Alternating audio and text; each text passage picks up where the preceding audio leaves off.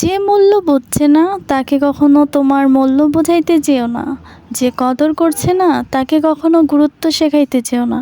কারণ মানুষ তো হলো বহুরূপী, নিজের স্বার্থের জন্য প্রতি মুহূর্তে রং বদলায়। যখন দেখবেন মানুষ আপনার সাথে সম্পর্ক তৈরি করতে যাচ্ছে, সো ভেবে নেবেন তার ভিতরে কোনো স্বার্থ বা প্রয়োজন মেটানোর জন্য আপনাকে ব্যবহার করবে। সো আপনি বুঝতেও পারবেন না যে সে কী কাজে আপনাকে ব্যবহার করছে, কিন্তু সময়ে একদিন বলে দেবে যে সে আপনার জন্য ঠিক ছিল না। তো হ্যালো এভরিওয়ান, আসসালামু আলাইকুম। সবাই কেমন আছেন? আশা করি সবাই ভালো আছেন। আলহামদুলিল্লাহ, আমি অনেক ভালো আছি। তা আপনারা এই যে এই জায়গাটা দেখছেন, আশা করি সবাই চেনেন প্রায় মানুষ।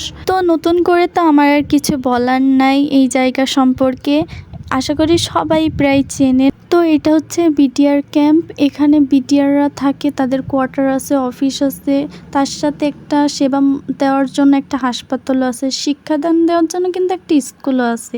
তার পাশাপাশি একটা ছোট একটা রেস্টুরেন্ট টাইপের আছে। তো রেস্টুরেন্টের ভেতরে একটা সুন্দর নিরিবিলি জায়গা, আপনি গেলে উপভোগ করতে পারবেন।